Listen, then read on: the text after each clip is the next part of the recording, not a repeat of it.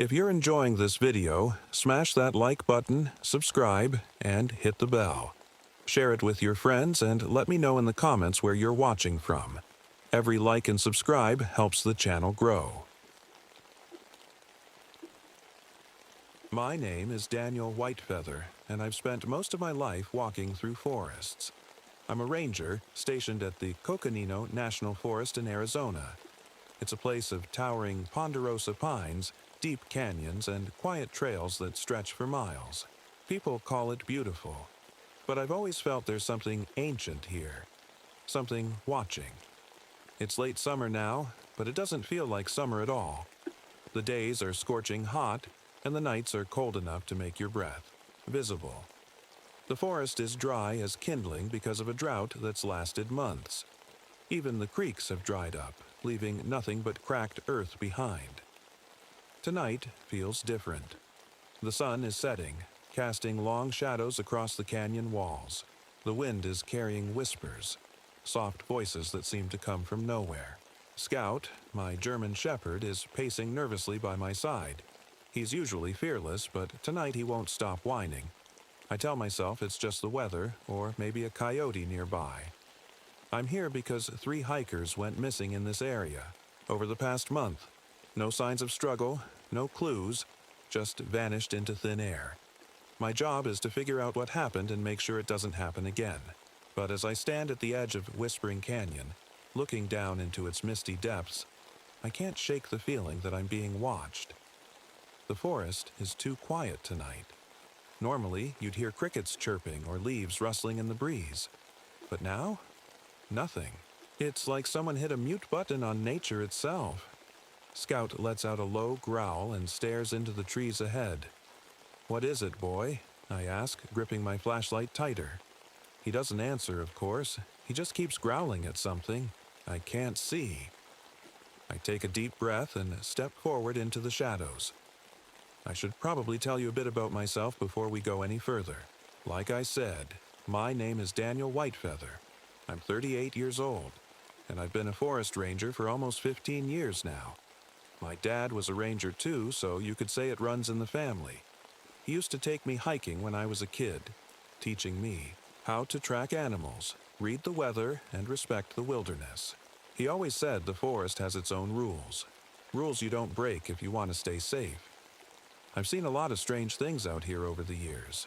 People getting lost, wild animals acting weird, even some things I can't explain. But no matter what, I've always felt like I could handle it. The forest is my home, or at least that's what I used to believe. Scout has been my partner for 5 years now. He's a big German shepherd with sharp instincts and a nose that can pick up a scent from miles away. He saved my life more than once, and I trust him more than most people. If Scout says something's wrong, I listen.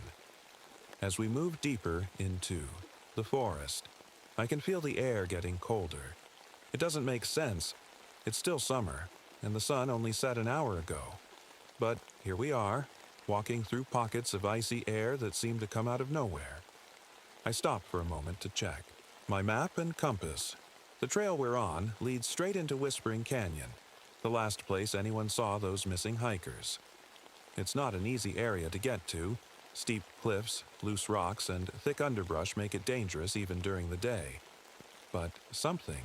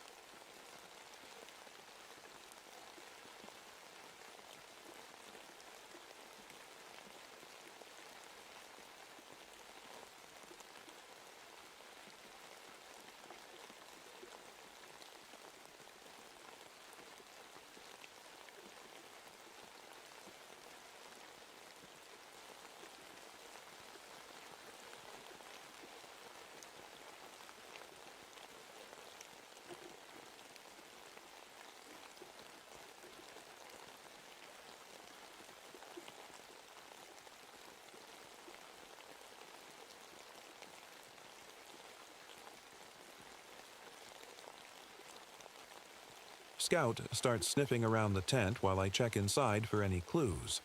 There's a sleeping bag rolled up neatly in one corner and a backpack lying open with its contents spilled onto the ground. Clothes, a flashlight with dead batteries, and a notebook with pages torn out. It doesn't add up. If someone left in such a rush that they didn't even pack their things properly, why would they bother rolling up their sleeping bag?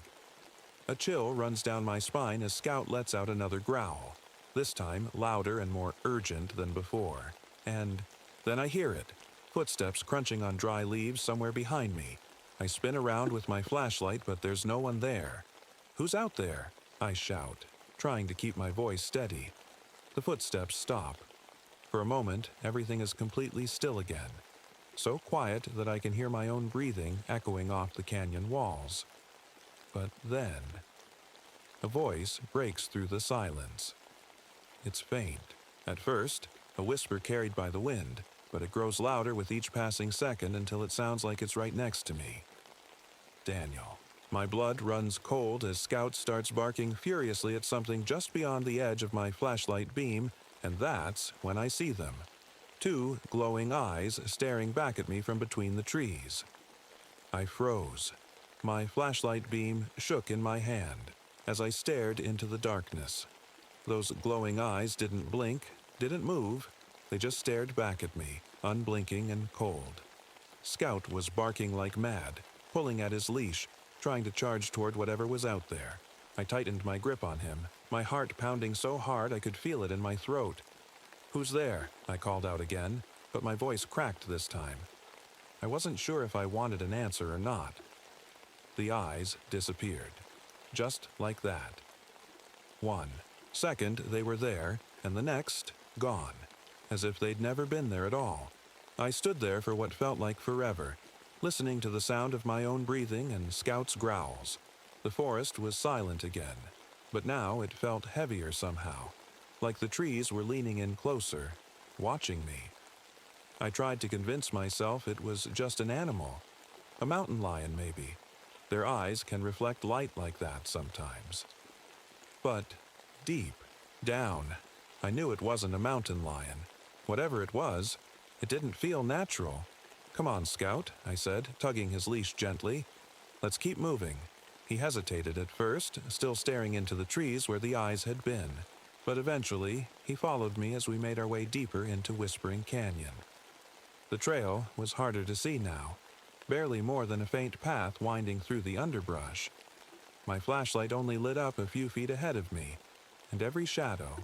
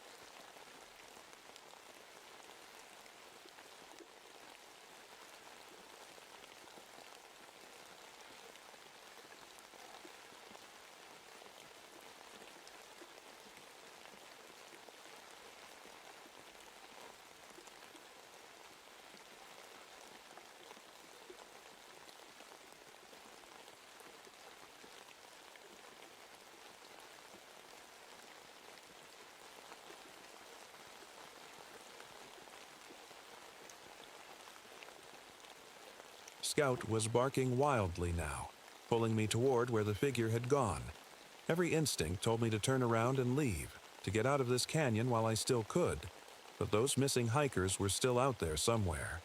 And if this figure had anything to do with them, I couldn't just walk away. "Come on," I said to Scout, though my voice shook as I said it. "Let's go." We followed the footprints deeper into Whispering Canyon, my flashlight barely cutting through the thickening darkness around us. The air felt colder now, so cold that I could see my breath in front of me, and every sound seemed amplified.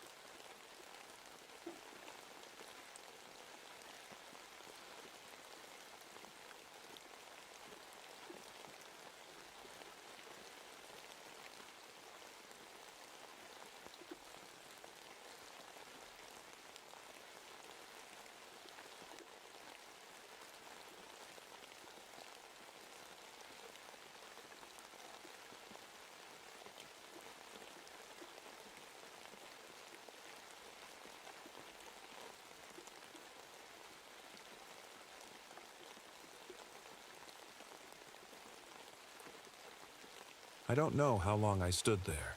Seconds. Minutes. Time didn't seem real anymore, but eventually, something snapped inside me. Pure instinct took over as I grabbed Scout's leash and ran as fast as I could back toward the trail. Branches whipped against my face as we tore through the underbrush, but I didn't care. All that mattered was getting away from that thing, whatever it was, and putting as much distance between us as possible. But even as we ran, I could still hear the voice inside my head. Daniel. I didn't stop running. My legs burned, my chest ached, but I couldn't slow down. Scout was right beside me, barking and growling like he was trying to scare off whatever was chasing us. I didn't dare look back. I didn't want to know if it was following. The trail was barely visible now, just a faint line cutting through the darkness. My flashlight flickered, its battery struggling to stay alive. Not now, I muttered under my breath, smacking it against my hand as I ran. The light steadied for a moment, but I knew it wouldn't last much longer. The voice in my head hadn't stopped. It wasn't just saying my name anymore. It was whispering things I couldn't understand, words that sounded ancient and wrong. They twisted and echoed inside my skull, making it harder to think, harder to focus. Daniel. It was louder now, almost deafening. I stumbled over a root and nearly fell, catching myself just in time. Scout barked again, pulling me forward like he knew we had to keep moving. And then, I heard something behind us. Footsteps. Slow, deliberate. Footsteps crunching on dry leaves. I couldn't help it. I turned around. My flashlight beam caught the figure just as it stepped onto the trail. It was closer now, and I could see it more clearly. Its skin looked stretched too tight over its bones, and its movements were jerky, like a puppet being pulled by invisible strings. But its face was still blank. No eyes, no mouth. Just smooth skin that somehow felt more terrifying than anything I'd ever seen. It raised its arm again and pointed at me. The air around us rippled like before, but this time it felt stronger, like the whole forest was bending and twisting under its control. The trees groaned as their branches swayed unnaturally, and the ground beneath my feet felt like it was shifting. I couldn't run anymore. My legs refused to move. It wasn't just fear holding me back, it was something else, something I couldn't explain. It felt like the air itself was pressing down on me, pinning me in place. Scout barked furiously at the figure, his teeth bared as he lunged forward to protect me. "No!" I shouted, grabbing his leash before he could get too close. "Stay! Back!" But Scout didn't listen. He charged at the figure with everything he had. And that's when it happened. The figure moved faster than anything I'd ever seen. 1 second it was standing still, and the next, it was right in front of Scout. I screamed as Scout let out a yelp and fell to the ground. He wasn't hurt, at least not physically, but he lay there trembling like he'd been hit by something. Invisible. That's when I realized what I had to do. I reached into my backpack and pulled out the emergency flare gun I always carried with me on patrols. My hands shook as I loaded a flare into the chamber and aimed it at the figure. Stay.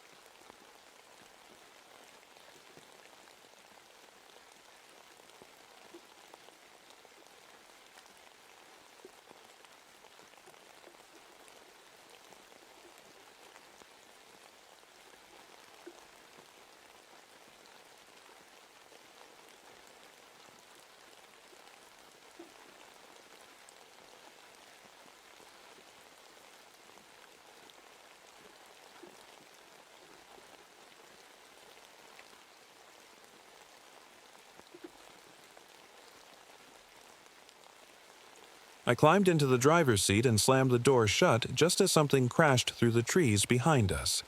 The headlights caught a glimpse of movement, a blur of pale skin and long limbs, but I didn't wait to see what it was.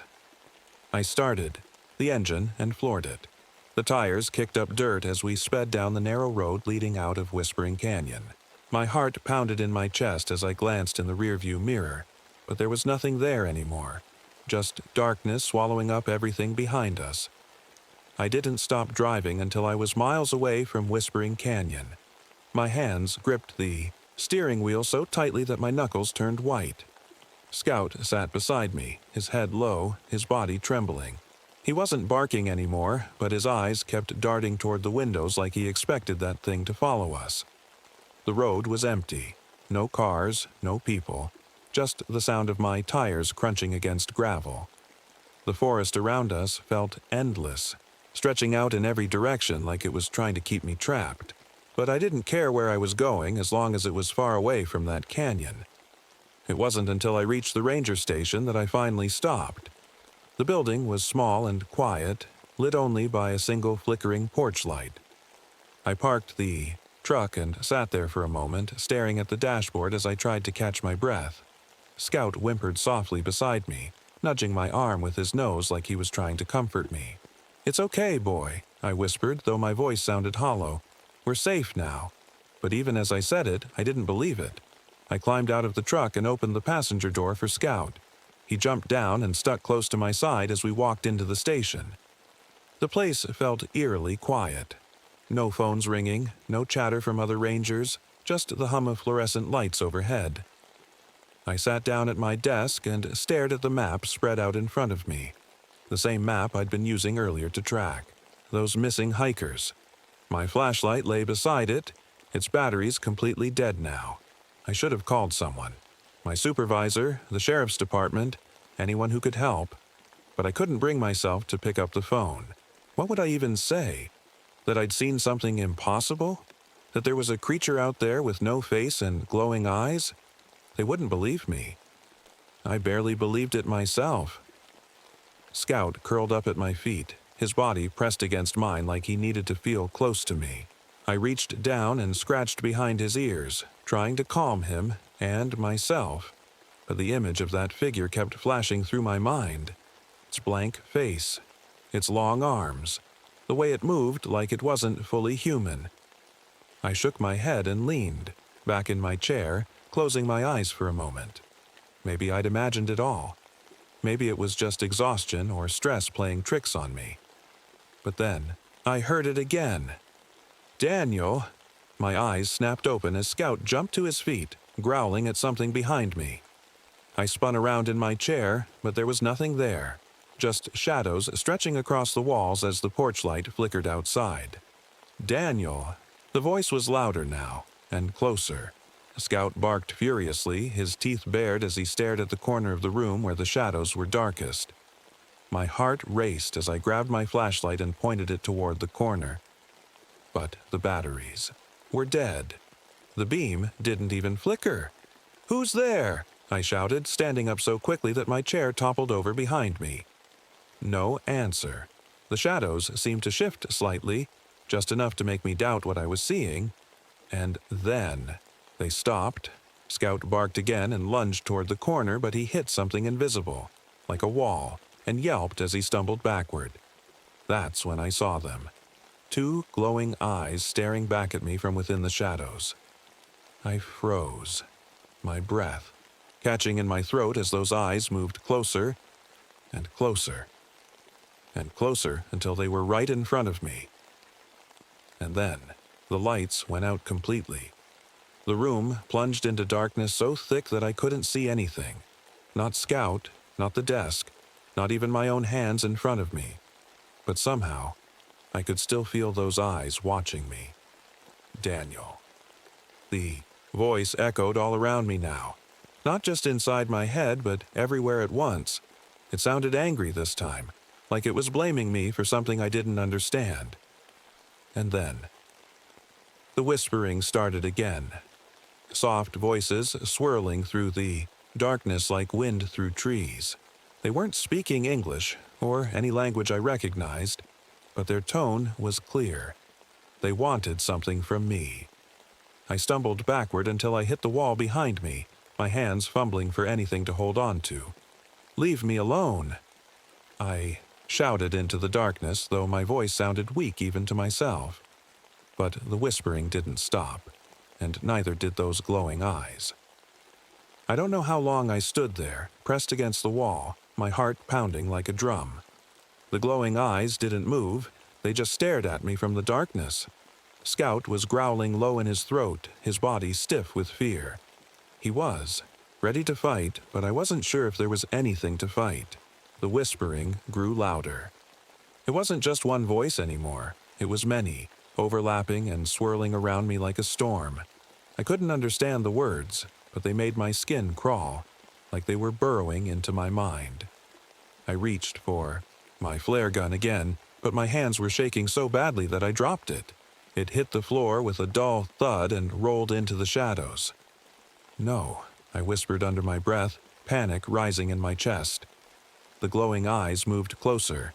Scout barked furiously, lunging toward the shadows again, but he stopped short, like something invisible was holding him back. He whimpered and looked at me, his eyes wide with fear. I had to do something. I couldn't just stand there and let whatever this was take me. Or Scout.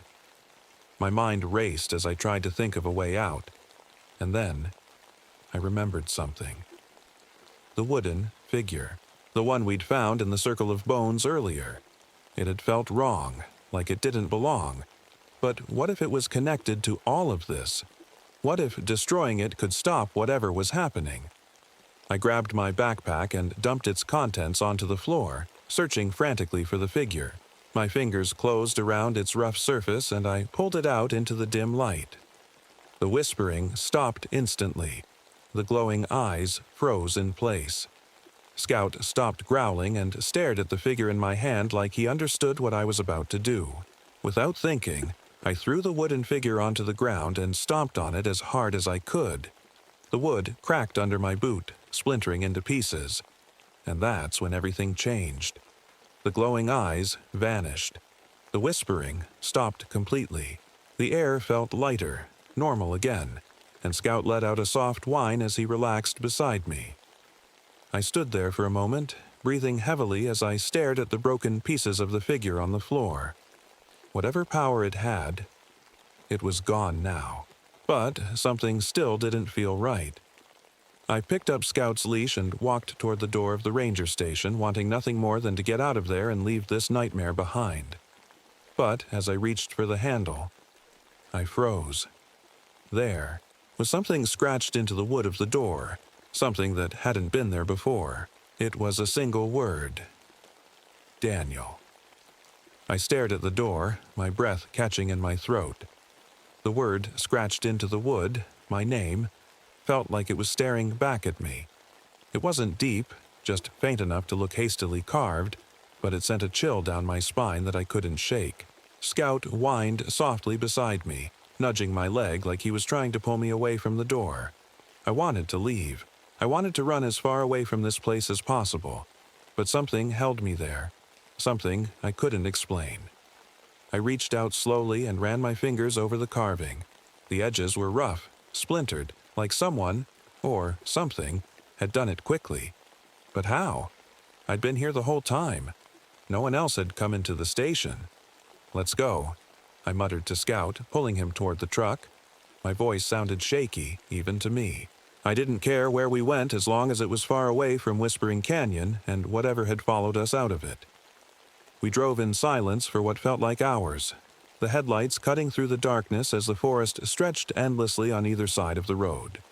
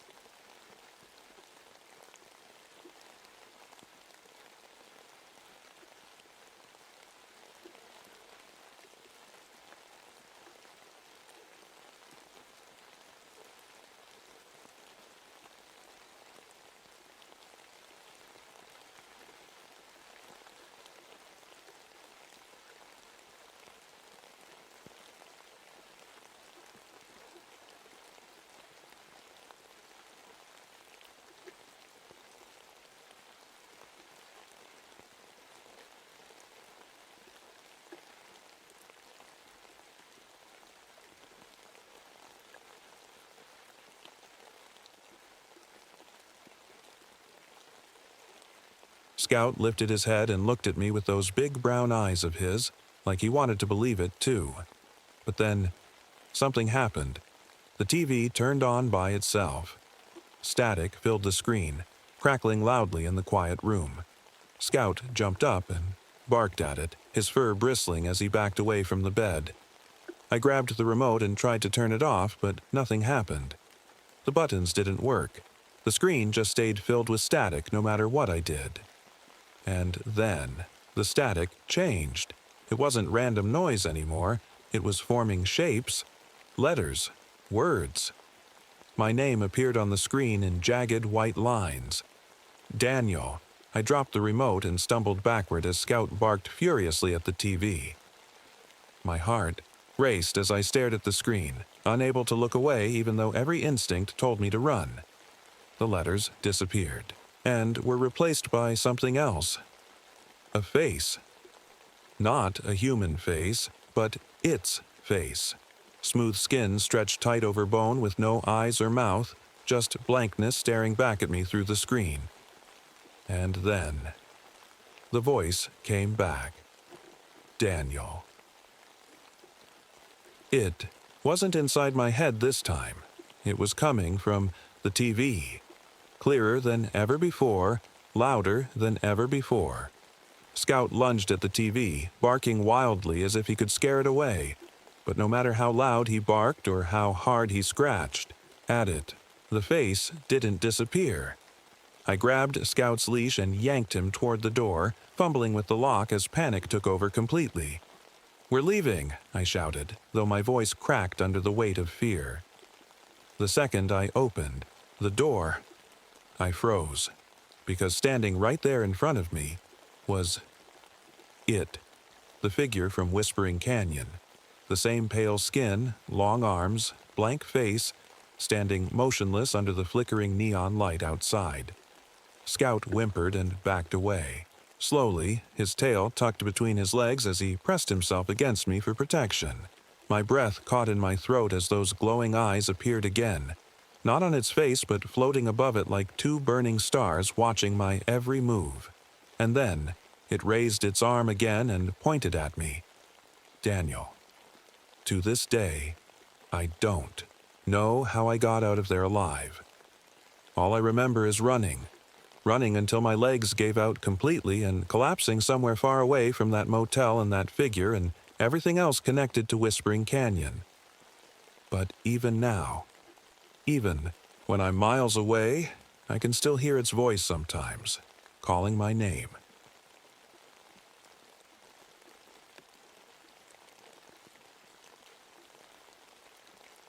My name is Elias Northwood, and I've been a ranger stationed at Whispering Lake for nearly 3 months now. It's a lonely job, but that's what I wanted. A place far away from people, from noise, from memories I can't seem to escape. Whispering Lake is tucked deep in the Boundary Waters wilderness, right on the Minnesota-Canadian border. It's remote, quiet, and surrounded by miles of ancient forest that feels like it hasn't changed in centuries. The nearest outpost is over 100 miles away, and the only contact I have with the outside world is through a crackly radio that works when it feels like it. Winter here isn't just cold, it's brutal. The kind of cold that bites through layers of clothing and settles in your bones. The snow falls so thick and fast that it buries everything in sight, turning the world into a frozen wasteland. Some nights, the northern lights pulse across the sky in eerie green and purple waves, casting strange shadows on the snow. It's beautiful, but there's something about it that feels wrong, like the wilderness is alive and watching you. The cabin I live in is small but sturdy, just enough space for me and Aquila, my one-eyed husky who never leaves my side. She's a good dog, sharp as a blade and more loyal than anyone I've ever known. She was abandoned after a trapping accident left her with one eye, but I took her in, and she's been my shadow ever since. Sometimes I think she understands me better than any person ever could. I came here to escape, to forget. But this place has a way of digging up things you thought you'd buried for good. Every creak of the trees in the wind, every howl of wolves in the distance feels like It's trying to tell me something. And lately, there have been sounds I can't explain, low humming noises coming from the frozen lake at night and whispers carried on the wind that don't sound like they belong to anything human. I know what you're thinking. Maybe it's just isolation playing tricks on me. Maybe it's the cold or my own mind unraveling after too much time alone. But it isn't just me who notices these things. Akela has been acting strange too, growling at corners of the cabin where there's nothing there, or refusing to go near certain parts of the forest no matter how much I call her. There's one spot near Whispering Lake that I can't stop thinking about. A circle of dead spruce trees with their trunks twisted inward like they're pointing at something in the center. I found it during one of my patrols last week. The snow around it was untouched except for a single set of footprints leading into the circle, but none leading out. I told myself it was just some animal or maybe even another ranger passing through, before me. But deep down, I know better. There's something here, something old and hungry, and I think it knows I'm here too. I wasn't always like this, living alone in the middle of nowhere, avoiding people and jumping at shadows. There was a time when I had a normal life. I worked as a park ranger in Yellowstone, surrounded by tourists, families, and other rangers. I had friends, a girlfriend named Sarah, and a future that seemed bright. But life has a way of throwing things at you that you can't outrun. 2 years ago, there was an accident. A wildfire broke out in one of the park's remote areas, and I was part of the team sent to contain it. The fire spread faster than anyone expected, trapping a group of hikers deep in the woods. We managed to save most of them, except for one little boy. His name was Jacob. He couldn't have been more than 8 years old. I still remember his face, his wide, terrified eyes as the smoke closed in around us. I tried to reach him, but the flames were too strong. By the time we got to him, it was too late. His parents blamed me. I blamed myself. And no matter how many times people told me it wasn't my fault, I couldn't shake the feeling that I should have done more. After that, everything fell apart. Sarah left. She said she couldn't handle how distant I'd become, and my friends stopped calling when I kept shutting them out. Eventually, I quit my job and took this post at Whispering Lake. It felt like the only place where I could be alone with my guilt. But even here, it follows me. Some nights, I dream about Jacob standing in the middle of a burning forest, staring at me with those same terrified eyes. Other nights, I wake up to the sound of his voice calling my name, even though I know it's impossible. Akela is the only thing keeping me grounded these days. She's always there, silent but steady, like she knows what I'm going through, without needing to hear it. When I talk to her, it feels like she's listening, even if she doesn't understand the words. Lately, though, something about her has changed. She's always been brave, chasing off coyotes and standing her ground against bears, but now she seems uneasy. She growls at things I can't see and whines at night like she's afraid of something outside the cabin. I've started noticing things too, little details that don't add up. The other day, while patrolling near Whispering Lake, I found claw marks on one of the trees. They were deep and jagged, like something big had raked its claws down the trunk. At first, I thought it might have been a bear or a cougar, but the marks were too high up, higher than any animal around here could reach. Then there are the footprints, the ones leading into that circle of dead trees I mentioned before. They weren't human or animal, not exactly. They were long and narrow with sharp points at the tips, like claws instead of toes, and they were spaced far apart, as if whatever made them was running on 2 legs instead of 4. I haven't told anyone about this. Not that there's anyone to tell, but it's been eating away at me ever since I saw them. Every time I close my eyes, I see those tracks in the snow and feel this cold dread creeping over me like frostbite. I keep telling myself it's nothing, that it's just my mind playing tricks on me after spending too much time alone out here. But deep down, I know better. Something is out there, and whatever it is, it's watching me. It started small, like most things do. At first, it was just noises, sounds I couldn't explain. Late at night, when the wind had settled and the forest was quiet, I'd hear faint whispers outside the cabin. They weren't words exactly, more like murmurs carried on the breeze. I'd tell myself it was just the wind moving through the trees or maybe snow falling off branches. But deep down, I knew it wasn't. Akila heard them too. She'd lift her head from where she was curled up by the fire, ears twitching, and stare at the door like she was expecting someone to walk in. Sometimes she'd growl low in her throat, her one good eye fixed on something I couldn't see. It made my skin crawl. The whispers weren't the only thing. A few nights ago, I woke up to a loud thud outside, like something heavy had hit the side of the cabin. Akela was already on her feet, barking furiously at the door.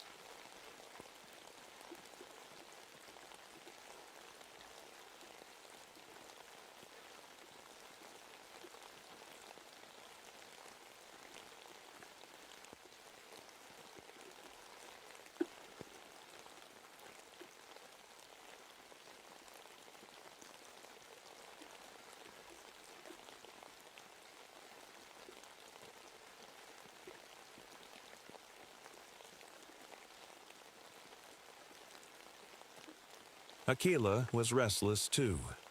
She paced back and forth near the door, her ears pinned back and her tail low. Every now and then, she'd stop and stare at the window like she could see something outside. I didn't dare look. It was around midnight when I heard it, the sound of something moving outside the cabin. It wasn't loud, just a faint crunching of snow, but in the silence of the woods, it might as well have been a gunshot. Akela froze, her fur bristling and her teeth bared in a silent snarl. I grabbed my rifle and flashlight, my hands shaking as I moved toward the door. The sound was coming from the side of the cabin near the window. Slowly, I peeked through the glass, but all I could see was darkness and snow. Then something moved. At first, I thought it was just a shadow, a trick of the light, but then I saw it clearly. A figure standing just beyond the tree line, tall and thin with long arms that hung unnaturally low at its sides. Its skin was pale, almost gray, and stretched tight over its bones like it hadn't eaten in weeks or years. And its eyes, they glowed faintly in the dark, two pinpricks of yellow light staring straight at me. I froze, my breath catching in my throat as every instinct screamed at me to run. But I couldn't move. I couldn't look away. The figure tilted its head slightly like it was curious about me, and then it stepped forward. Its movements were jerky and unnatural, like a puppet being pulled by invisible strings. With each step, its long claws dug into the snow, leaving deep gouges behind. Akela let out a low growl that quickly turned into frantic barking as she lunged at the door. The figure stopped just short of the cabin, standing still as if it were waiting for something. My heart was pounding so hard I thought it might burst out of my chest. Slowly, I raised my rifle and aimed through the window. I didn't want to shoot, not yet, but I needed to know if it would react. My finger hovered over the trigger as I whispered a shaky warning. "Get out of here," I said, my voice barely audible over Akela's barking. "I'm armed." The figure didn't move. I swallowed hard and tightened my grip on the rifle. "I'm not kidding. Leave now." Still nothing. And then,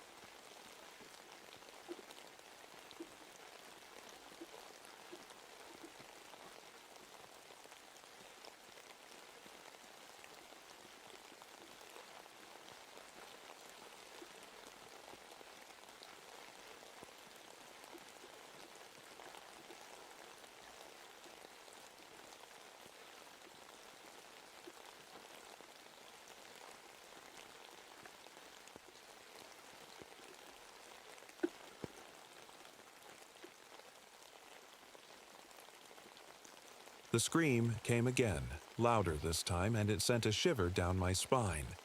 It sounded closer now, like it was coming from just beyond the ridge ahead. I climbed up slowly, every step feeling heavier than the last as the snowstorm grew worse. Around us, When I reached the top of the ridge, I stopped dead in my tracks.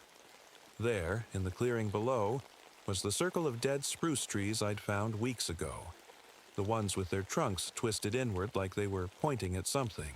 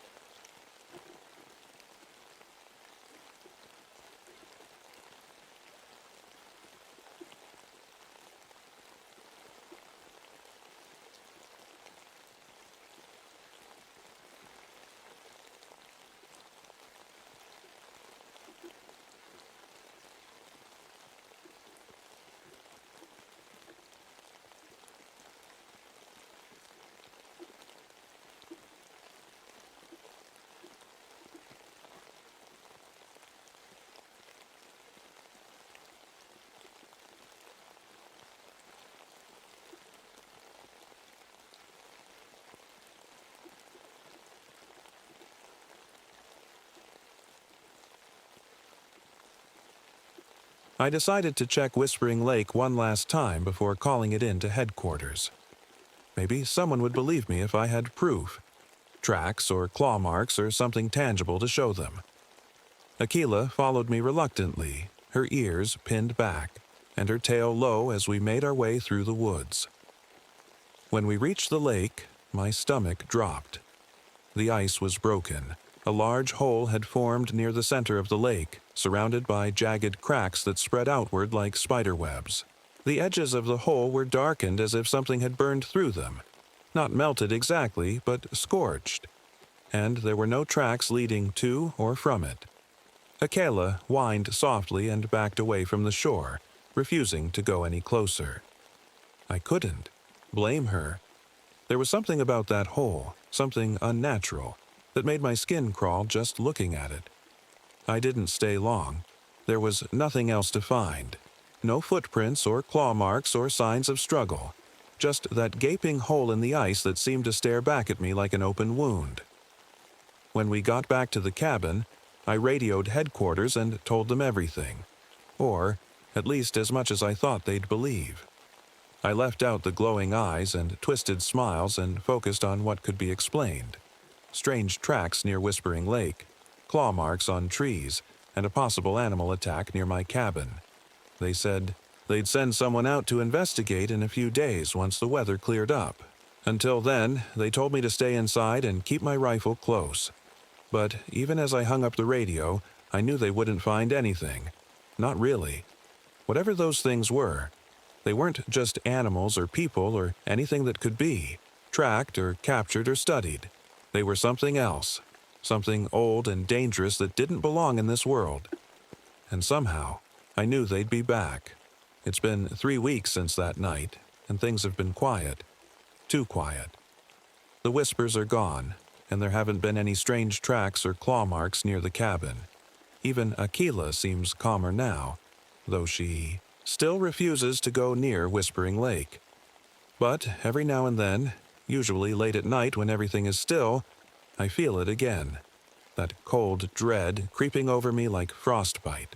It's subtle at first, a faint hum in my ears or a shadow moving just out of sight, but it always leaves me with this sinking feeling that I'm not alone. I don't know what's out there or why it came for me that night, but I do know one thing. It's still watching.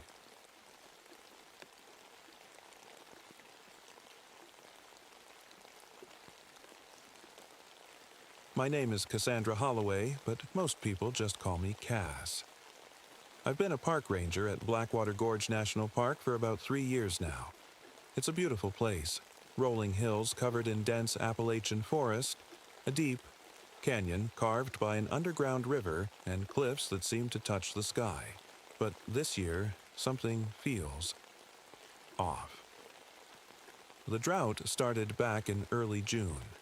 By July, the river that usually roars through the gorge had slowed to a trickle.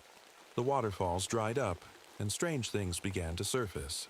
Things that had been hidden underwater for decades, maybe even centuries. Old tree stumps, rusted tools, and even the remains of a small wooden boat were found scattered along the dry riverbed. But it wasn't just the drought that had everyone on edge. There were whispers among the rangers about strange sounds coming from the caves. Low hums and haunting melodies that seemed to drift on the wind at night. I didn't pay much attention at first. I've always been a skeptic when it comes to ghost stories or local folklore. But then Echo, my search and rescue dog, started acting strange too.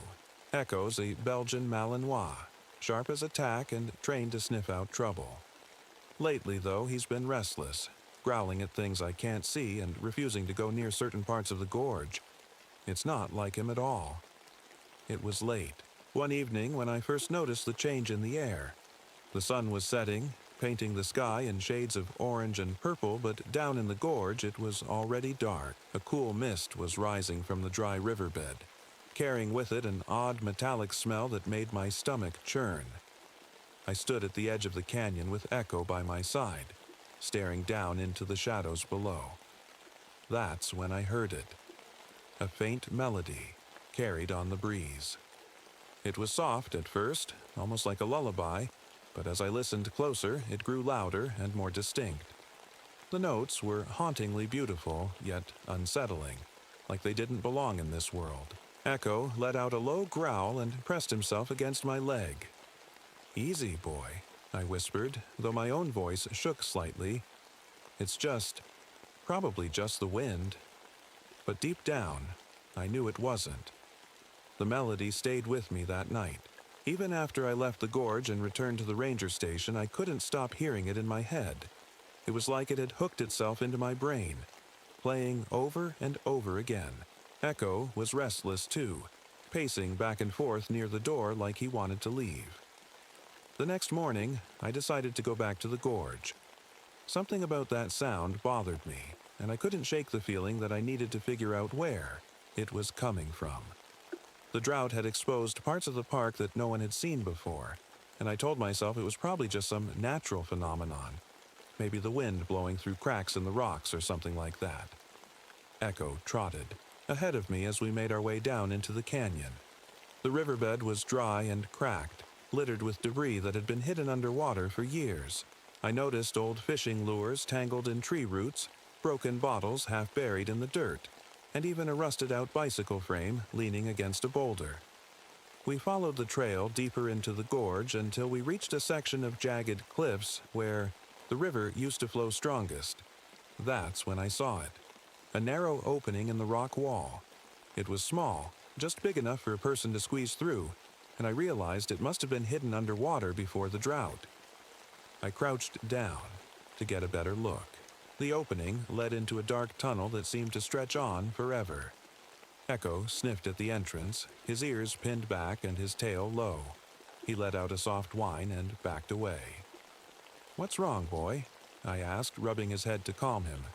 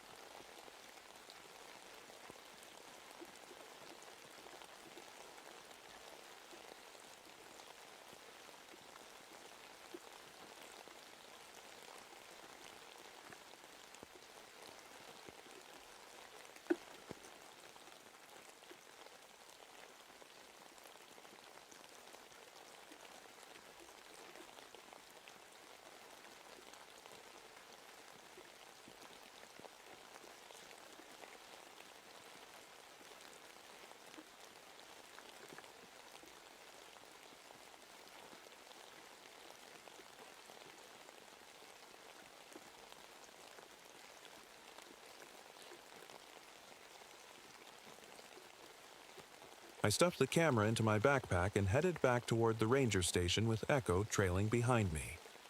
As we walked away from the cave, I couldn't help but glance over my shoulder every few minutes. It felt like someone, or something, was watching us from inside that tunnel. That night, I couldn't stop thinking about the cave. The symbols on the walls, the strange melody, the abandoned camera. It all felt connected somehow. I sat at my desk in the ranger station, turning the camera over in my hands. It was old and scratched up, but when I opened the memory card slot, it was still there. I grabbed my laptop and slid the card in, hoping it hadn't been damaged. After a few seconds, a folder popped up on the screen. There were only a handful of files, photos, and one video.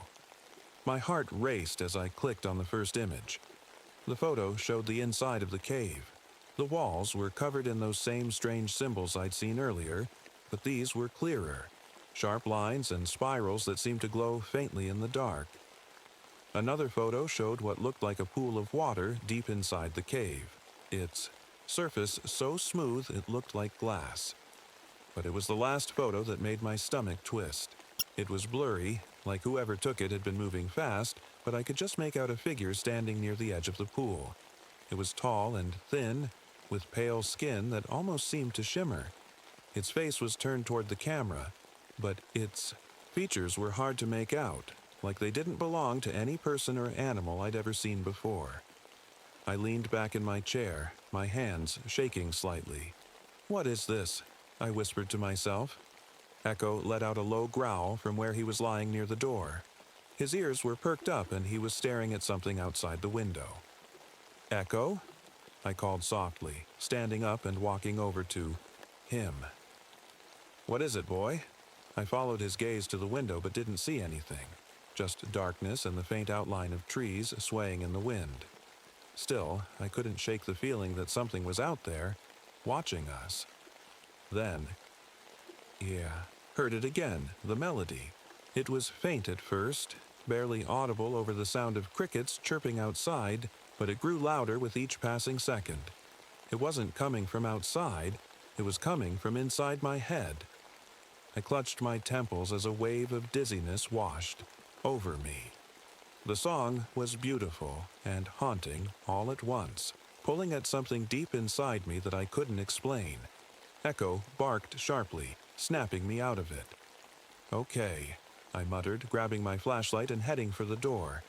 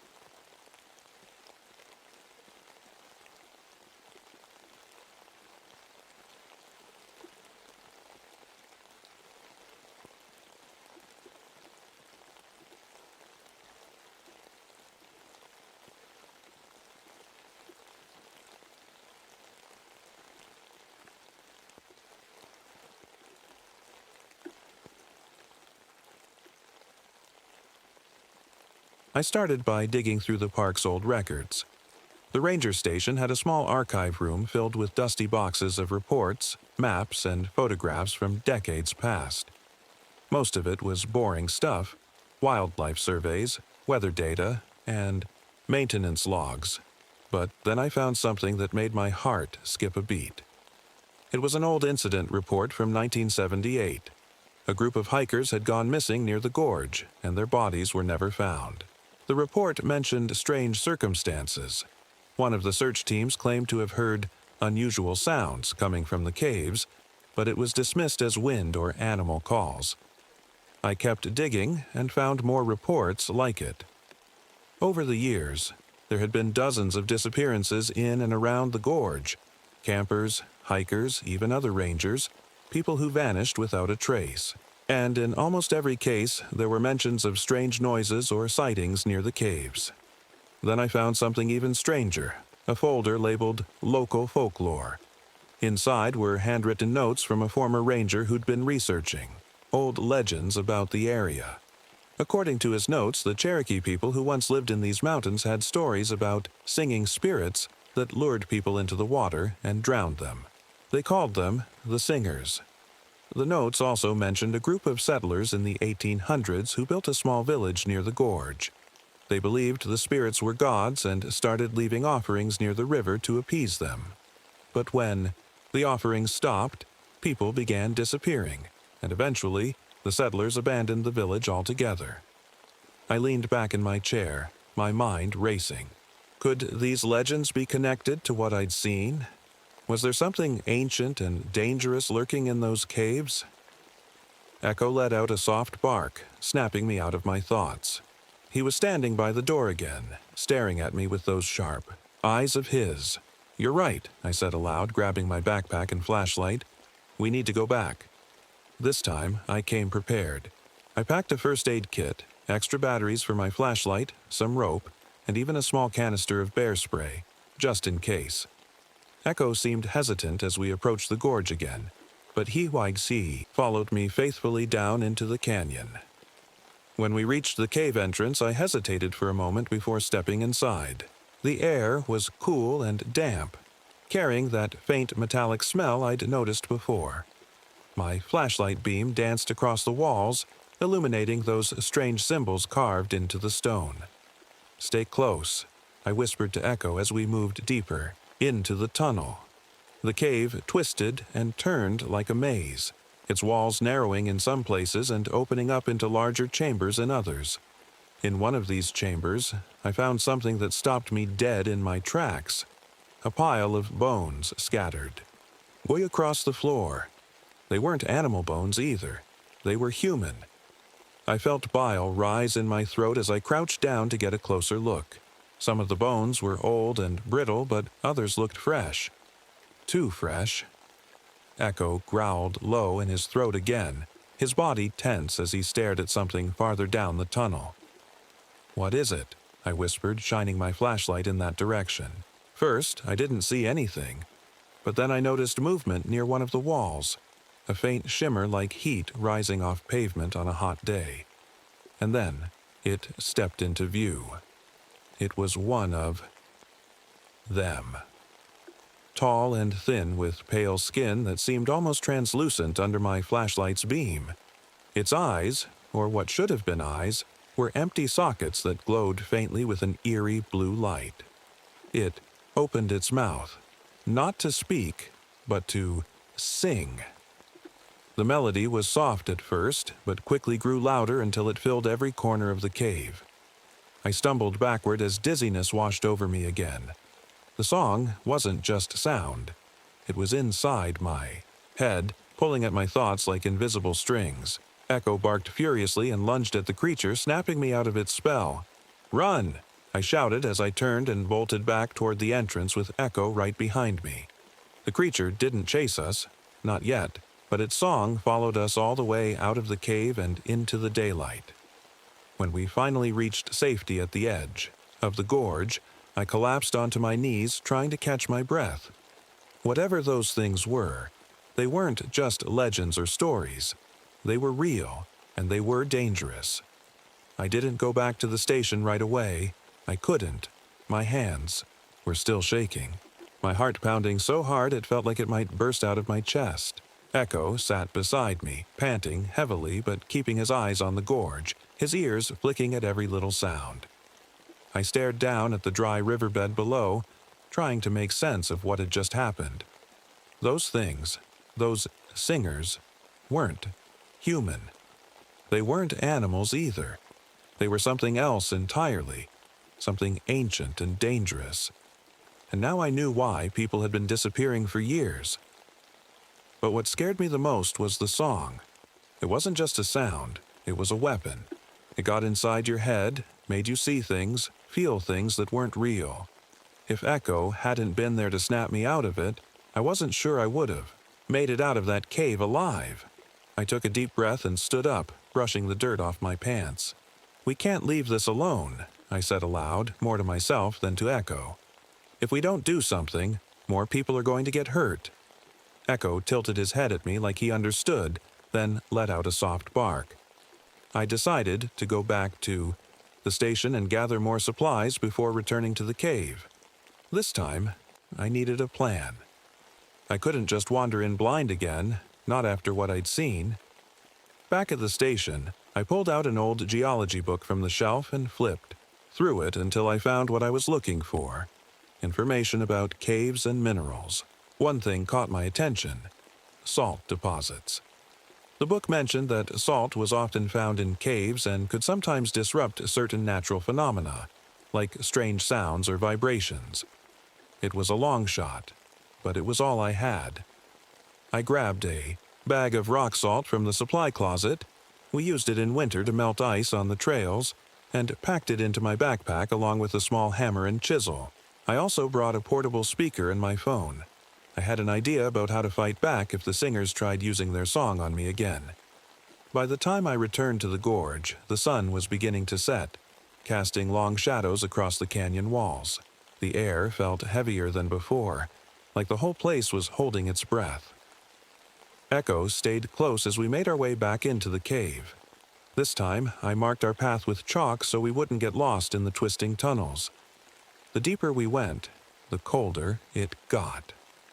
My breath came out in small white puffs, and Echo's fur bristled as he sniffed at the air. Finally, we reached the chamber with the pool of water, the one I'd seen in those photos on the camera. The pool was even more unsettling. In person, its surface was perfectly still, reflecting the faint glow of those strange symbols carved into the walls around it. And then, they appeared. One by one, they emerged from the shadows. Tall, pale figures with glowing blue eyes that seemed to pierce right through me. They didn't move toward us right away. Instead, they began to sing.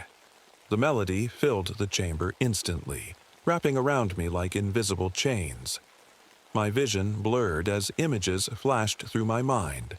Memories of my childhood, my parents' faces, moments of happiness and pain, all jumbled together. But this time, I was ready.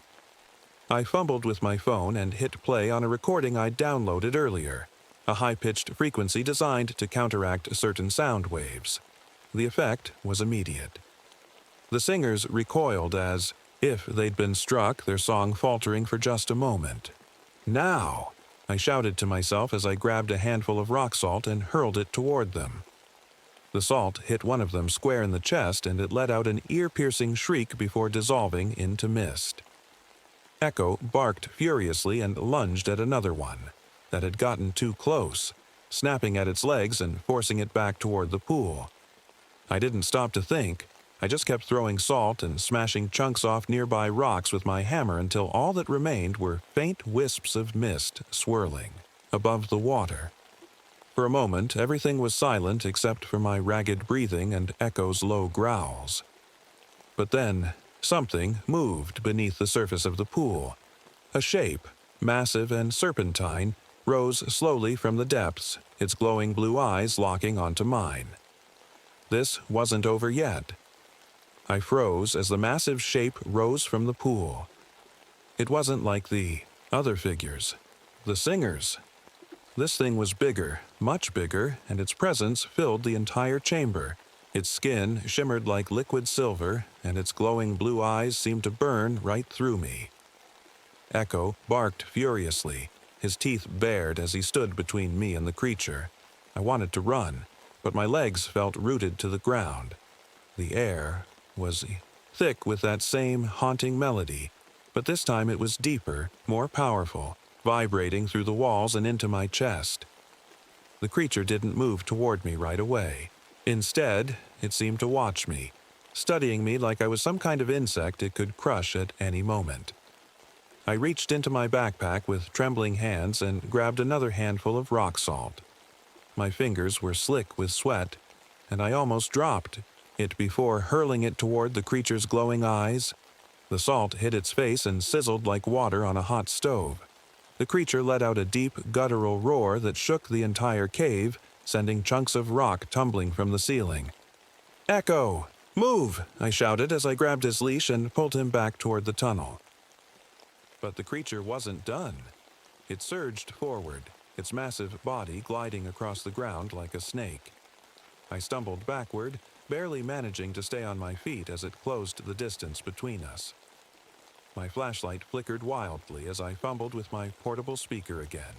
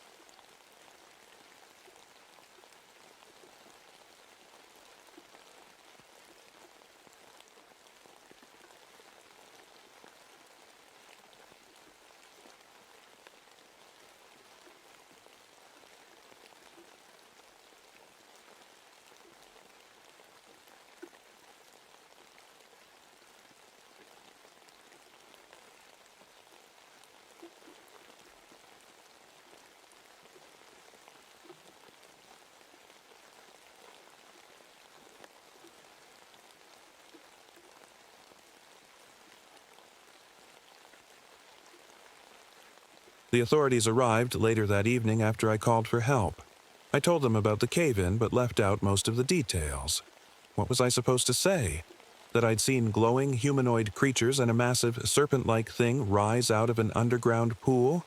They would have thought I was crazy. Instead, I told them I'd found evidence of old explosives left behind by miners and accidentally triggered them while investigating.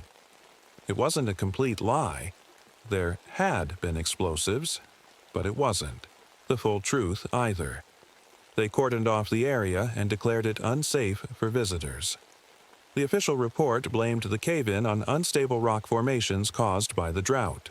No mention of the singers, or the strange symbols on the walls, or the eerie melody that still echoed faintly in my mind. But I couldn't let it go.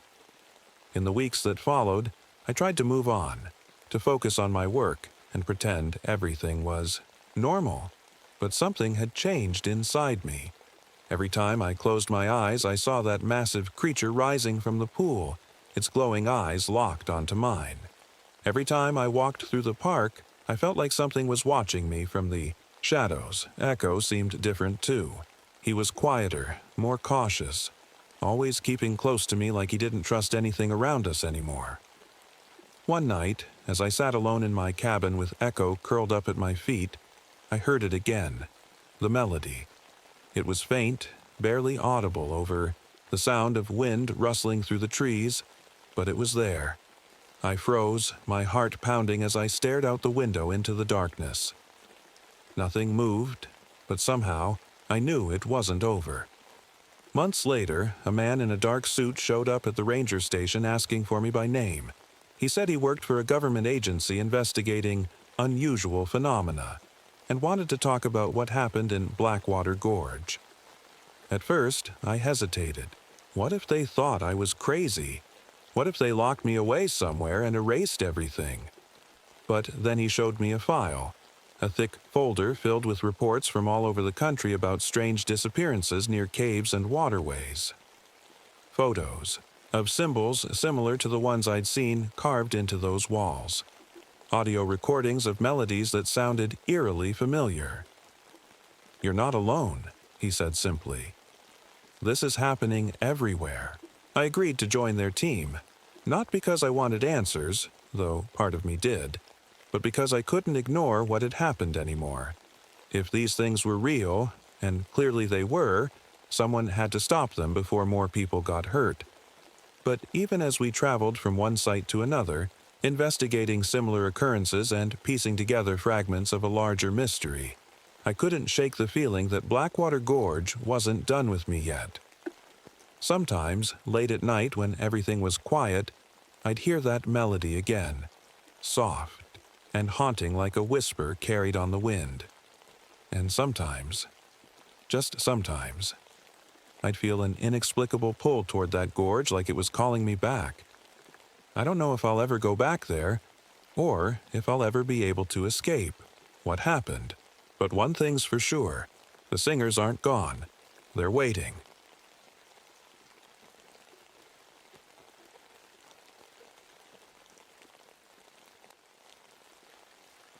My name is Dr. Evelyn Marsh, and I've always believed that the universe hides its deepest secrets in plain sight. I never imagined that my search for answers would lead me to Whispering Pines Research Station, a place where reality itself seems to unravel. The station is tucked away in the middle of nowhere, surrounded by ancient forests that stretch endlessly in every direction. The trees here are massive, their trunks covered in moss so thick it looks like a green carpet. The air smells damp, like wet earth after rain, and there's always this strange hum in the background, like the forest is alive and breathing. It's eerie, but also oddly comforting, at least at first. It's autumn now, and the days are short. The sun barely breaks through the thick gray clouds that hang low over the forest. At night, the sky glows faintly green with an aurora borealis, even though we're too far south for it to make sense. Everything about this place feels off. The animals behave strangely too. Birds fly in perfect circles for hours, deer stand frozen like statues, staring at nothing. Even the insects glow faintly in the dark. The research station itself is an old concrete building with narrow hallways and flickering fluorescent lights. It's not much to look at, but it's equipped with some of the most advanced technology in the world. That's why I'm here, to study strange energy readings that have been coming from this area for decades. Readings that match my theories about parallel universes. I arrived a week ago with my AI assistant, Aria. She's not much more than a voice in my earpiece and a few blinking lights on my tablet, but she's smarter than most people I know. Her voice is calm and soothing, too human sometimes, and she helps me stay organized when my mind starts racing. The station is quiet tonight. Too quiet. It's 3:33 a.m., and I'm sitting alone in the main lab surrounded by monitors and equipment, humming softly around me. Outside, acid rain taps against the windows, leaving behind a strange rainbow-colored residue. I should be tired, but something keeps me awake. A feeling I can't shake, like I'm being watched. Then it happens. All the digital clocks in the facility glitch at once. They freeze on 3:33 a.m. for exactly 33 seconds before resetting themselves.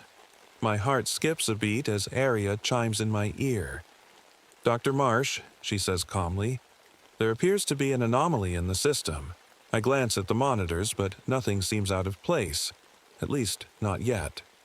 "Define anomaly," I reply, trying to keep my voice steady. "Unexplained electromagnetic interference," Aria responds. "Origin unknown." I take a deep breath and check the readings on my tablet. Sure enough, there's a spike in energy levels, higher than anything we've recorded before. My hands tremble slightly as I type commands into the console. That's when I hear it. A faint whispering sound coming from somewhere deep within the building. It's so soft that I almost convince myself it's just my imagination.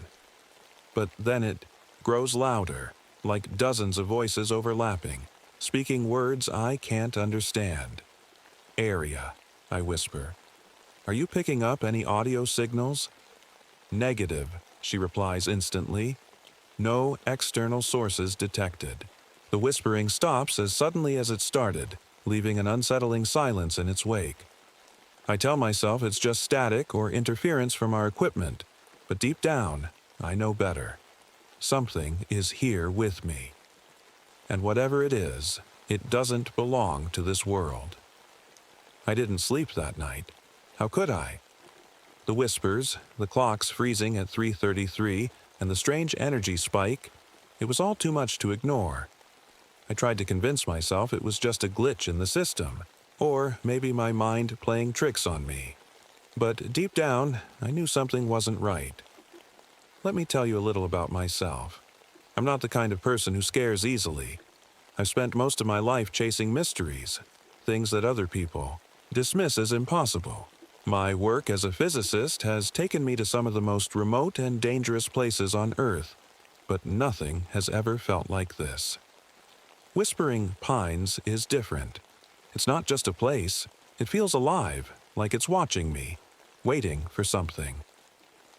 I came here alone, which was probably a mistake. The station is meant for a full team of researchers, but funding cuts left me as the only one assigned to this project. My only companion is Aria, my AI assistant. She's been with me for years now, and honestly, I don't know what I'd do without her. Her voice is always calm, no matter what's happening around me. Dr. Marsh, Aria said the next morning as I stared blankly at my coffee cup in the kitchen. You appear to be experiencing elevated stress levels. Would you like me to recommend a relaxation technique? I almost laughed. Relaxation isn't going to solve this, Aria, I muttered, rubbing my temples. Did you analyze the data from last night? Yes, she replied smoothly. The energy spike originated approximately 1.3 kilometers northeast of the station. However, there are no known structures or natural formations in that area. I frowned. The forest northeast of the station was dense and uncharted, at least by modern maps. Could it be an animal? Or maybe some kind of geological activity? Unlikely, Aria said. The energy signature does not match any known natural phenomenon. Her words sent a shiver down my spine. I didn't want to admit it, but part of me was excited. This was exactly why I came here, to find something unexplainable, something that could prove my theories about parallel universes and alternate realities. But excitement quickly turned to unease as I remembered the whispers from the night before. Aria, I said cautiously, did you detect any unusual audio patterns last night? Anything at all? There was a brief pause before she answered. Negative, Dr. Marsh. No audio anomalies were recorded. I shook my head in frustration. But I heard something, I insisted. It wasn't just in my head. Perhaps it was an auditory hallucination caused by fatigue, Aria suggested. Gently. I didn't respond. There was no point arguing with her. She was just doing what she was programmed to do. Offer logical explanations for illogical events. Still, I couldn't shake the feeling that something, or someone, was out there, in the forest. Later that day, I decided to take a closer look at the area where the energy spike had originated. It wasn't exactly protocol to go wandering off into uncharted territory alone, but I didn't have much choice. If there was something out there causing these disturbances, I needed to find it. I packed a small bag with essentials, a flashlight, a first aid kit, some snacks, and set out into the woods with Aria guiding me through my earpiece. The forest was eerily quiet as I walked deeper into it. No birds chirping, no rustling leaves, just the sound of my own footsteps crunching on the damp ground. The trees seemed taller here, their twisted branches reaching out like skeletal fingers trying to block out what little sunlight managed to break through the clouds. Approaching target location, area announced after about 20 minutes of walking. I stopped and looked around. There was nothing unusual at first glance, just more trees and moss-covered rocks. But then I saw it, a circle of stones arranged in a perfect spiral on the ground, each one covered in strange symbols that glowed faintly in the dim light. My heart started pounding as I crouched down for a closer look. The symbols didn't match any language or script I'd ever seen before. They looked almost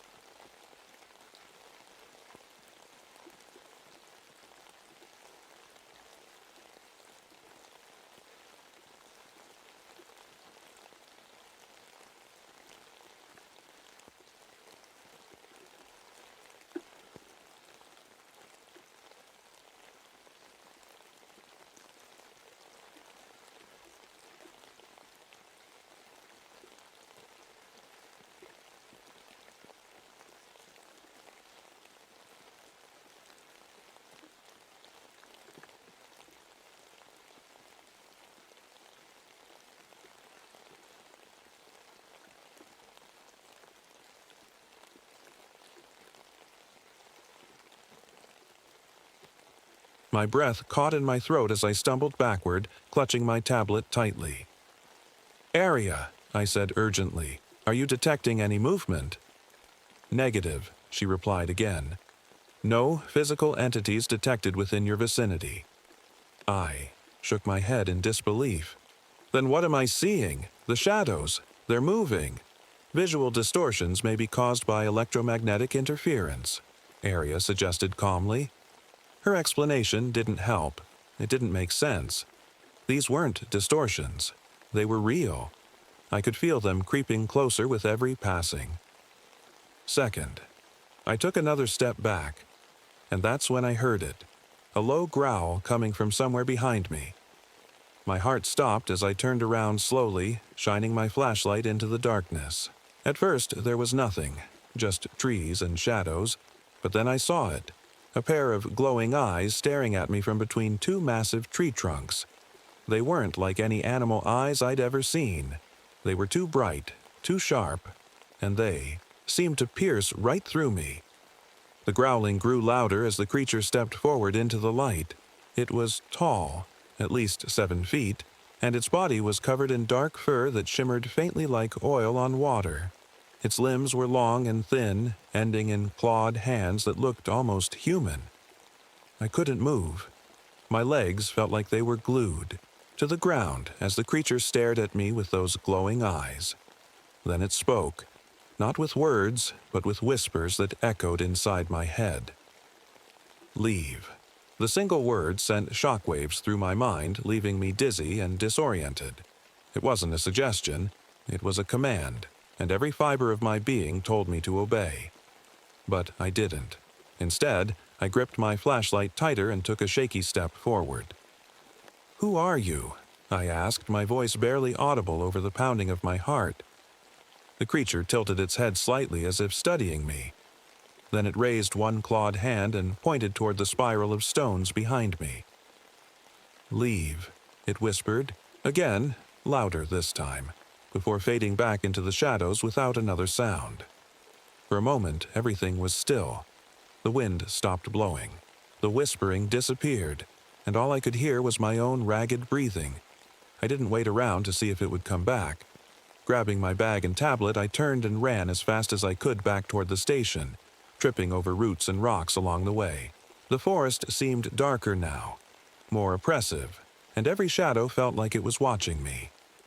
When I finally reached the safety of the station's concrete walls, I slammed the door shut behind me and collapsed onto the floor, gasping for air. "Dr. Marsh," Aria said softly through my earpiece. "Are you injured?"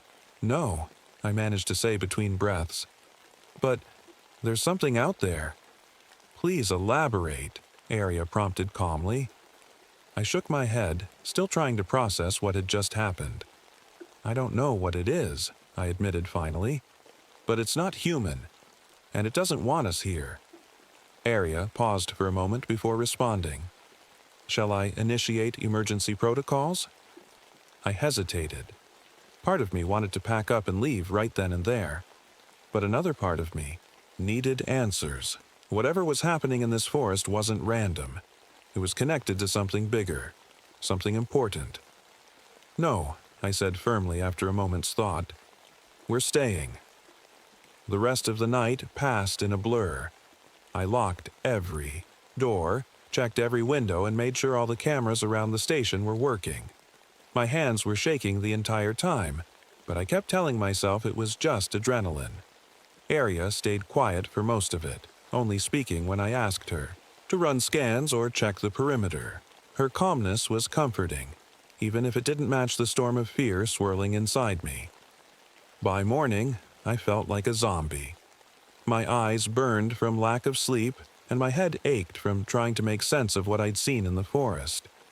The glowing eyes, the whispers, the spiral of stones. It all felt like a bad dream, but it wasn't.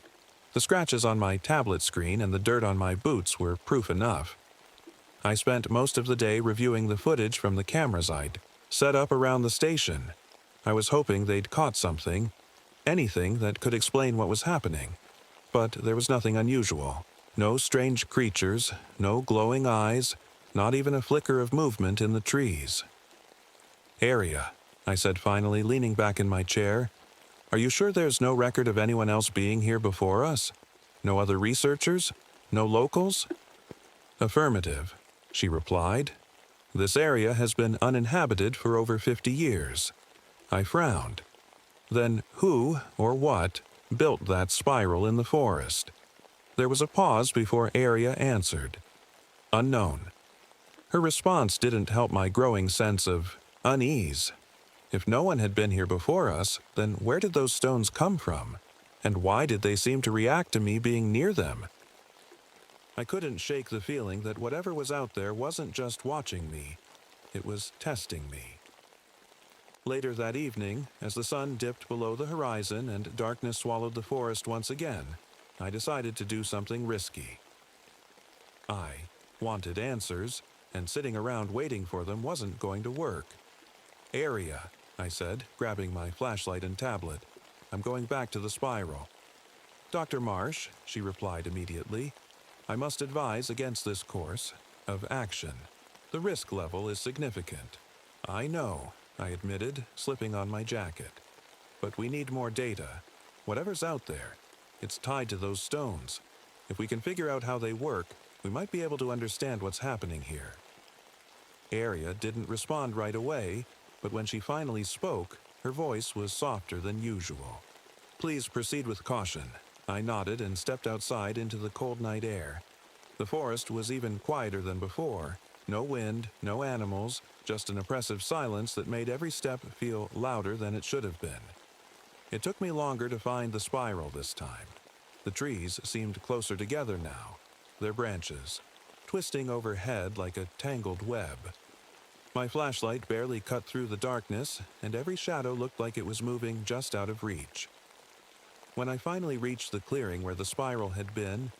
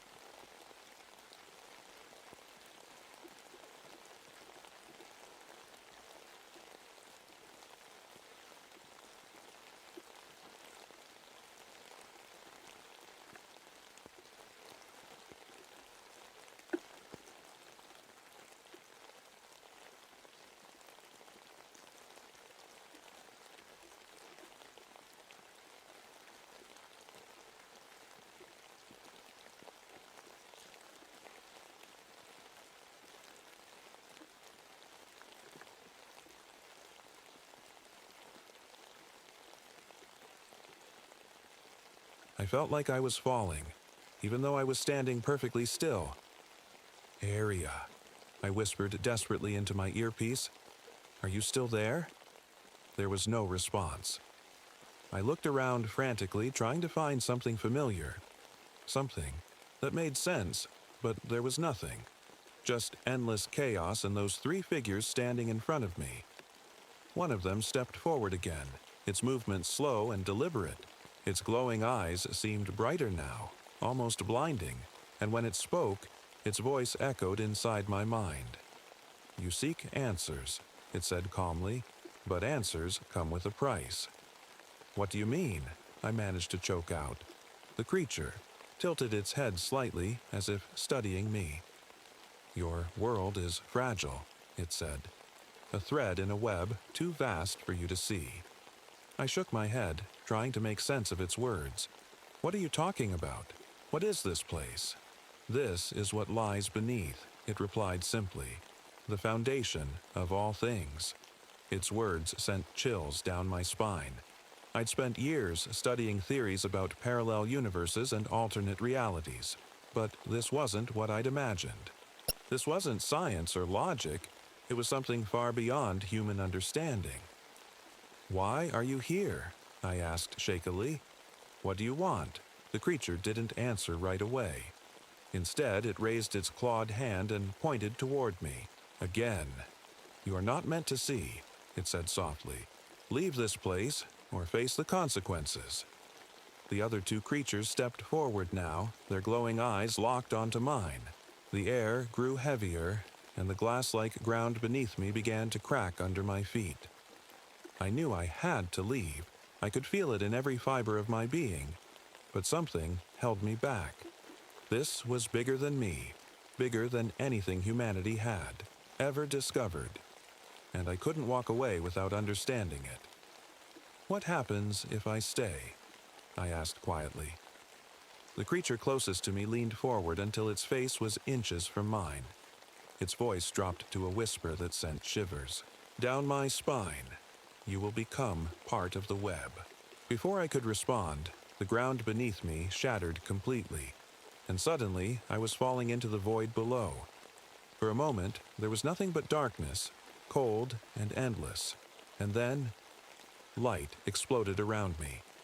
I found myself back in the clearing where everything had started. The spiral of stones was there again, glowing faintly in the moonlight. The forest looked normal, quiet and still. But something felt different. My hands trembled as I looked around, trying to make sense of what had just happened. Had it been real, or had I imagined all of it? "Area," I whispered into my earpiece, hoping for a response. This time, she answered immediately. "Dr. Marsh," she said calmly, "your vitals indicate extreme stress levels. Are you injured?" "No," I said softly, still trying to catch my breath. But something happened. "Please elaborate," Area prompted. I stared at the spiral of stones for a long moment before replying. "I think they showed me something." "What did you see?" she asked. I shook my head slowly. "I don't know how to explain it." Stumbled back to the station, my legs barely carrying me. The forest felt heavier now, like it was pressing in on me with every step.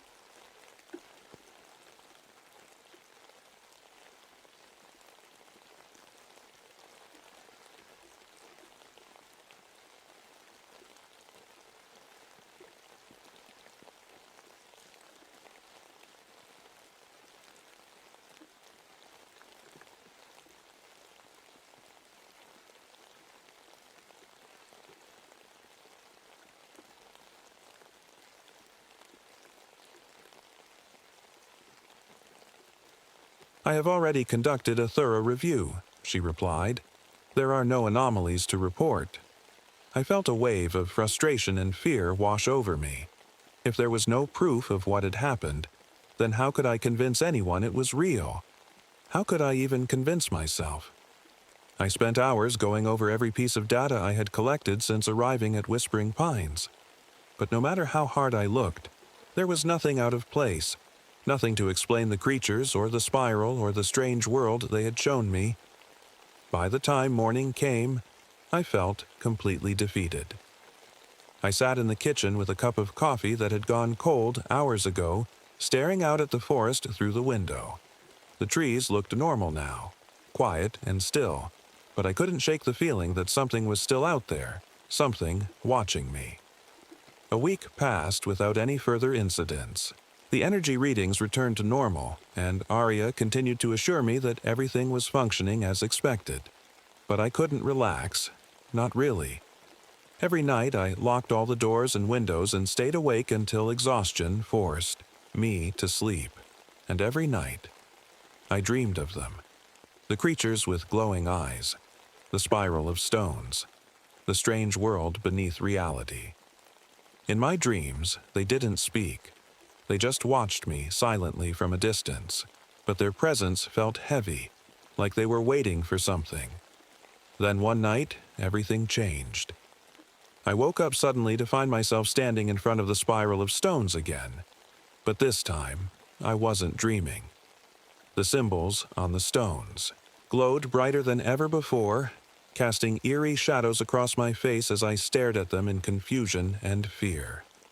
Arya, I whispered into my earpiece. Where am I? There was no response. I looked around frantically but saw nothing but darkness beyond the clearing. My flashlight wasn't with me, my tablet wasn't in my hands, and yet, somehow, I knew exactly where I was. The creatures appeared again. 3 shadowy figures with glowing eyes, and this time they didn't hesitate. One stepped forward and spoke clearly into my mind. You belong to us now. Before I could react or even process their words, everything went black. When I woke up again, I was back in the station, but something was wrong. The clocks were frozen at 3:33 a.m. again, the air felt heavy and cold, and when I looked outside, the forest wasn't there anymore. Instead, all I could see was darkness stretching endlessly in every direction, just like the void beneath reality that they had shown me before. Arya, I said shakily into my earpiece. What's happening? This time, her voice sounded different, calmer than usual, but also distant. You are home now, she said softly. My blood ran cold as her words sank in, and for the first time since arriving at Whispering Pines, I realized that leaving might never have been an option at all.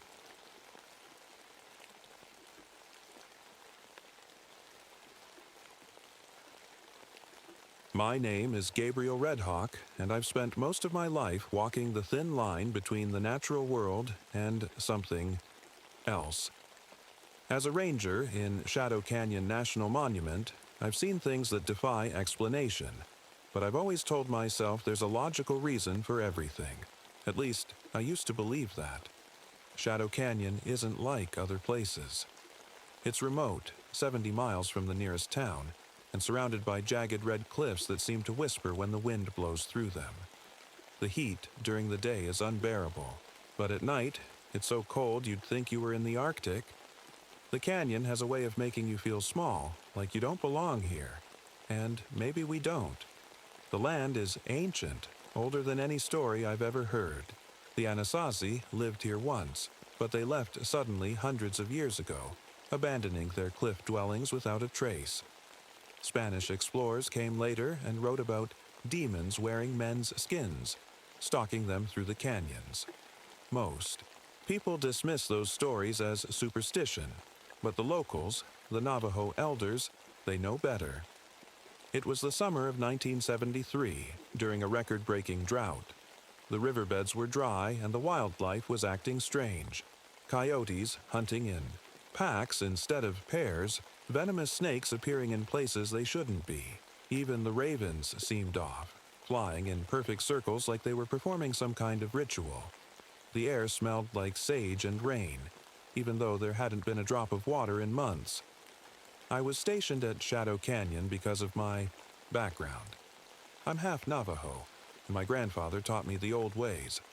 The songs and ceremonies meant to protect us from things we can't see. After Vietnam, I came back to these lands to heal. But some wounds don't close no matter how. Much time passes. Maybe that's why I took this job, to keep myself busy and avoid thinking about the past. That summer started like any other. I spent my days patrolling the trails, checking on hikers who were brave or foolish enough to venture into the canyon during a drought. My only companion was Ghost, a three-legged coyote who showed up at my campsite one night and never left. He was more than a pet. He was a guardian, always alert to things I couldn't see. But then things started to change. I don't know if it was the heat or the silence that got to me first. Shadow Canyon has this way of making you feel like you're being watched, even when you know you're alone. It's not like the forests where the trees crowd around you. It's wide open, but somehow it feels even more suffocating. Maybe it's the cliffs, or the way sound seems to echo forever. Whatever it is, it keeps you on edge. I was used to that feeling by now. I'd been working as a ranger for almost 3 years, and Shadow Canyon had become my home. Most people would have hated the isolation, but for me, it was a kind of escape. After Vietnam, I didn't want to be around people. Too many memories, too many questions I didn't have answers to. Out here, I could breathe, or at least try to. Ghost was my only real company. He wasn't like other coyotes. He had this calm presence about him, like he understood things most animals couldn't. He'd lost one of his legs in a trap before I found him, but it didn't slow him down. If anything, it made him tougher. He had this way of sensing danger. Before it happened, his ears would perk up, his fur would bristle, and I learned to trust him more than my own instincts. That summer was different, though. The canyon felt heavier, like something was pressing down on it. The drought had gone on for months, and everything seemed wrong. The plants were dying, the animals were restless, and even the air felt strange, thick and still like before. All a thunderstorm. But there were no storms coming, just endless blue skies and relentless heat. It started with small things I could explain away if I tried hard enough. A hiker reported hearing whispers in the cliffs when no one else was around. Another swore she saw shadows moving across the rocks even though it was midday and there was nothing nearby to cast them. I told myself they were imagining things. People get nervous in places like this. Their minds play tricks on them. But then Ghost started acting strange too. He'd always been calm and steady, but now he was restless, pacing back and forth outside my cabin at night, growling at nothing in particular. Sometimes he'd stare off into the distance like he saw something I couldn't. It wasn't like him to be so jumpy, and it put me on edge too. One night, I heard him barking wildly near the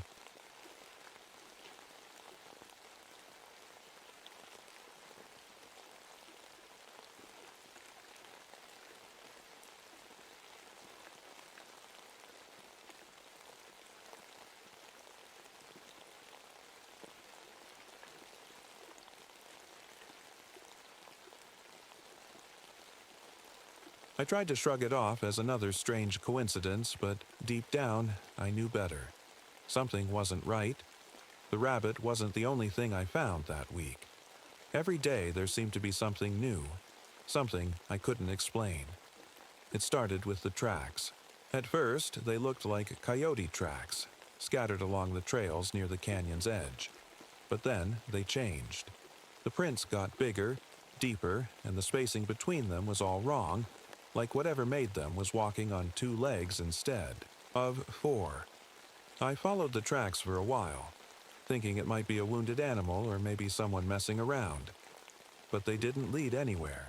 They'd just stop suddenly, like whatever made them had vanished into thin air. Ghost wouldn't go near them. He'd sniff the ground and then back away, whining like a scared pup. That wasn't like him. He'd faced rattlesnakes and mountain, lions without flinching. But these tracks, they terrified him. I tried to report it to my supervisor, but he brushed it off. Probably just some hikers playing a prank, he said. You know how people get when they're bored.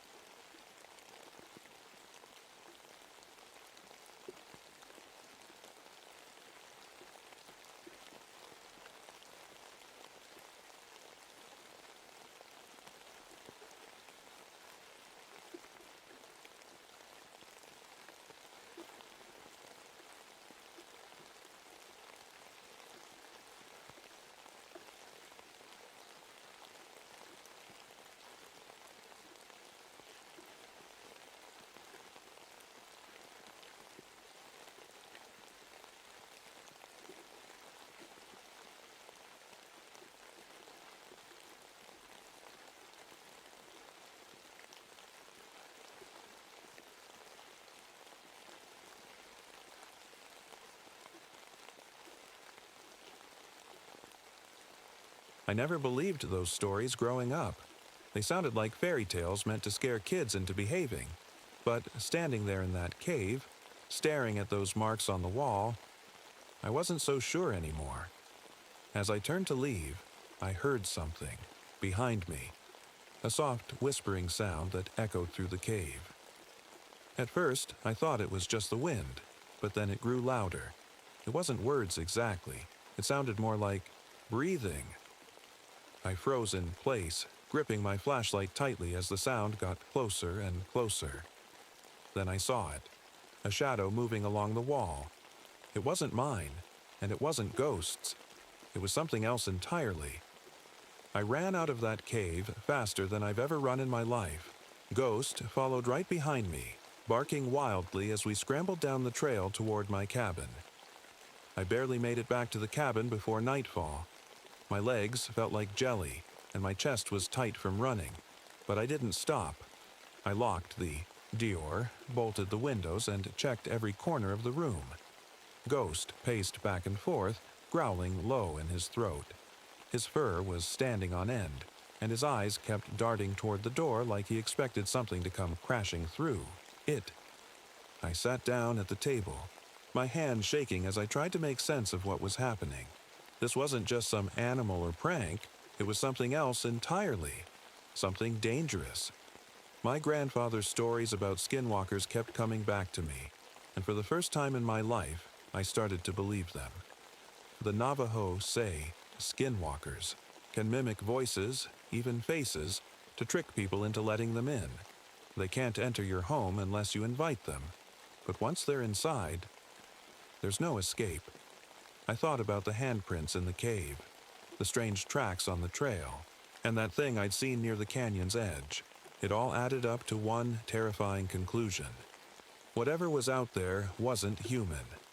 The sun dipped below the horizon, and darkness swallowed the canyon whole.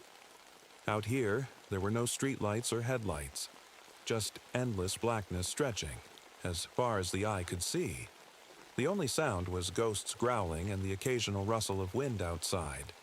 Then I heard it, a knock at the door. It was soft at first, almost polite, like someone didn't want to disturb me. But then it came again, louder this time. Ghost froze in place, his ears pinned back and his teeth bared. He stared at the door like he could see straight through it. "Gabriel!" A voice called out from outside. It sounded familiar. Too familiar. It was Ranger Stevens, my co-worker from the Park Service. But Stevens wasn't supposed to be here. He'd left for a family emergency 2 days ago. My stomach twisted as I realized what this meant. "Gabriel, it's me," the voice said again. "Open up." I didn't move. My heart was pounding so hard I thought it might burst out of my chest. Ghost started barking wildly, lunging at the door like he wanted to tear it down. "Come on," the voice said, sounding frustrated now. "It's cold out here." I knew better than to answer. My grandfather had warned me about this, about how skinwalkers could use voices you trusted to lure you out. But knowing didn't make it any easier to sit there in silence while something pretended to be Stevens on the other side of that door. The knocking stopped suddenly, replaced by a low scratching sound, like claws dragging across wood.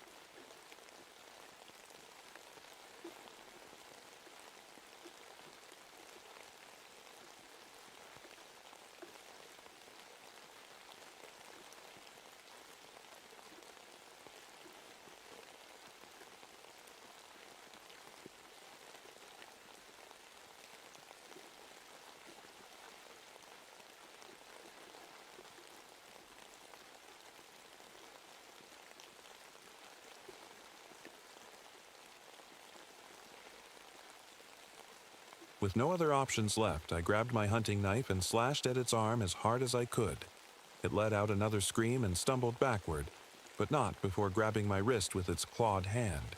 Pain shot through me like fire as its grip tightened around my arm. But then something strange happened. Its skin started to crack and peel away under my touch. Realized then what I had to do. The only way to stop it was to use its own power against itself. The thing's grip on my wrist was like ice, sharp, cold, and unrelenting. I could feel its claws digging into my skin, and for a moment, I thought it was over.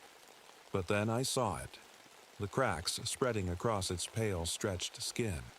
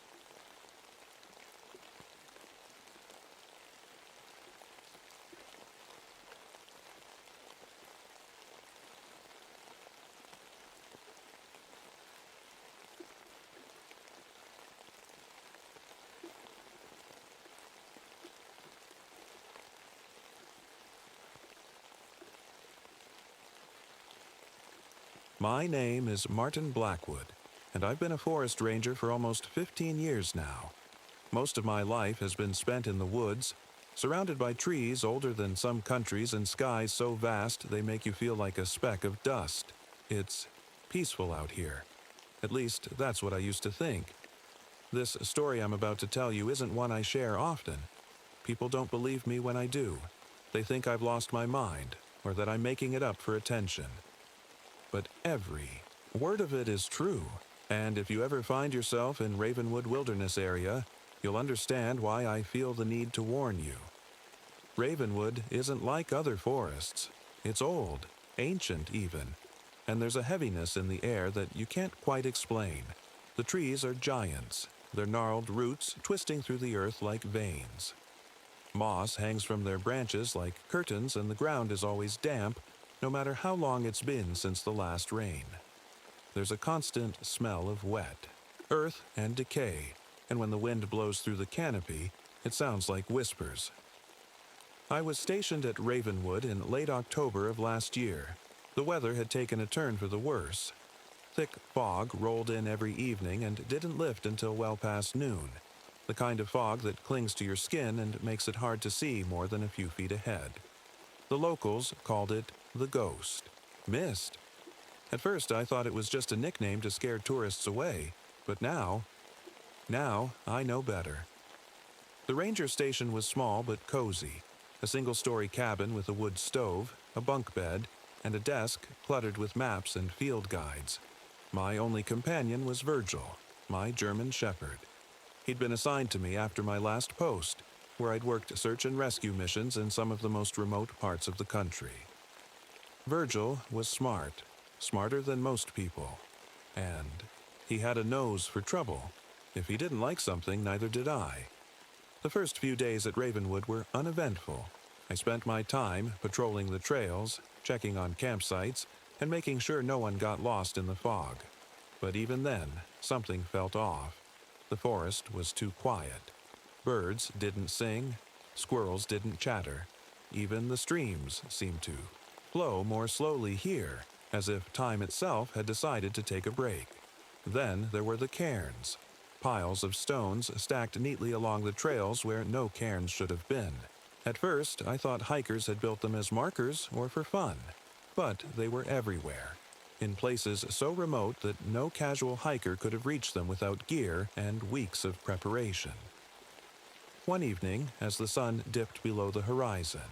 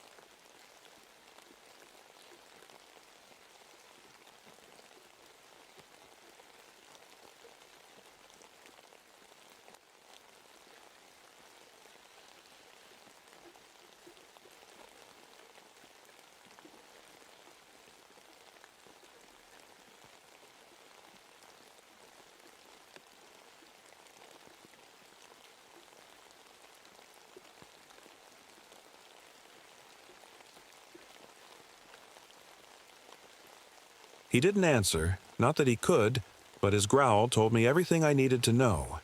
Something was out there. I grabbed my flashlight and stepped outside, Virgil close behind me. The fog wrapped around us like a blanket, muffling every sound except for the crunch of leaves under my boots and the occasional snap of a twig in the distance. "Hello," I called out into the mist. "Is someone there?" No answer. I swept the beam of my flashlight across the clearing in front of the station, but all it revealed were shadows, twisted shapes of trees bending under their own weight. Virgil growled again, louder this time, and took a few steps forward. He was staring at something just beyond the edge of the light, a shape in the fog that didn't belong. At first, I thought it might be an animal, a deer, or maybe even a bear, but it didn't move like one.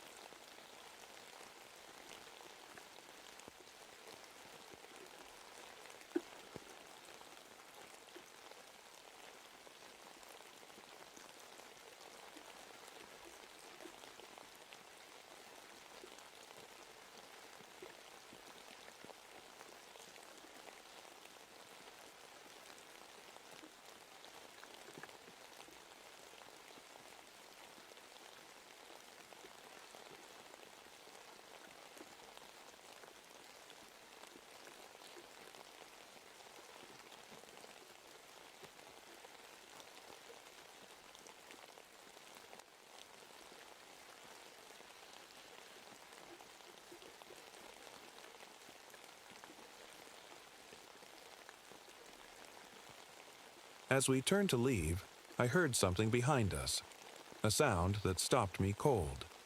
It was laughter, not loud or playful like you'd hear from kids playing in a park. It was soft and low and wrong, like someone laughing under their breath while watching you from the dark. I didn't wait to find out where it was coming from.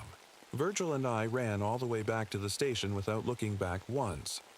When we got inside, I locked the door and pulled all the curtains shut. My hands were shaking so badly that it took me 3 tries to light the wood stove. Virgil sat by my feet, still growling softly at nothing in particular. I tried to tell myself it was just some prankster, a local messing with me because they didn't like having a ranger around. But deep down, I knew better. Something wasn't right about this place. And whatever it wasn't done with us yet. That night, I couldn't sleep.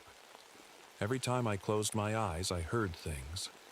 Soft thuds, whispers that seemed to come from the walls, and the faint sound of laughter again, far off in the woods.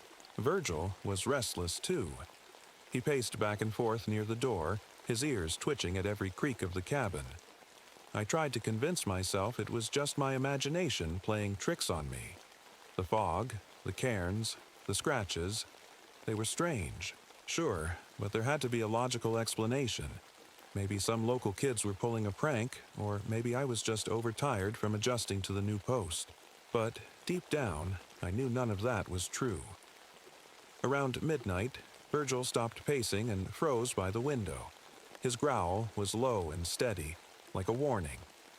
I grabbed my flashlight and walked over to see what he was looking at.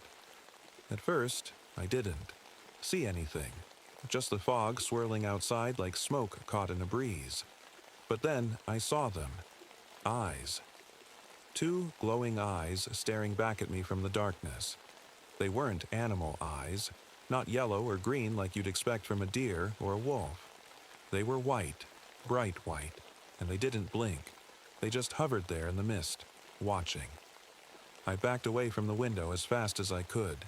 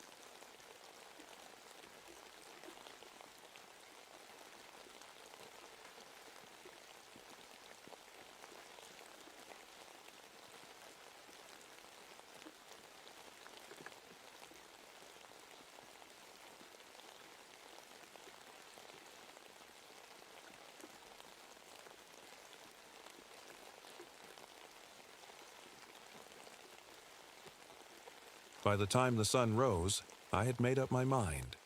I couldn't stay locked up in the cabin forever.